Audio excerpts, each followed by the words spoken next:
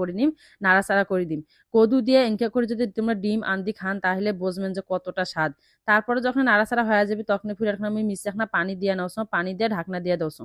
ফির মিশানা পর ঢাকনাটা খুলিয়া হচ্ছে নাড়াচাড়া করে নাওছো। আর একটা কথা তোমাকে আমি কম, কদু কিন্তু বেশি জাল দেওয়া যায় না, অল্প জালে কিন্তু কদু দিবে নাকি।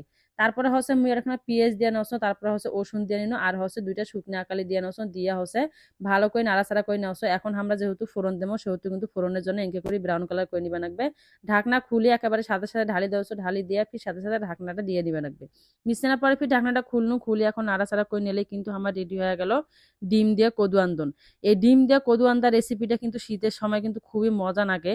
তোমরা কিন্তু একবার হইলেও এনকে করে আন্দি দেখবেন, কেমন হইবে না হইবে অবশ্যই কিন্তু আমাকে কমেন্টত জানাইবেন। এখন মুই তোমাকে পরিবেশন করে দেখাচ্ছ কতটা ইয়াম্মি হয়েছে, মজাদার হয়েছে। এই যে দেখো এখন মুই পরিবেশন করে তোমাকে দেখানো। কি কি মনে হচ্ছে এলাই কদুটা আনিয়ে আন্দি খায়া ফেলান।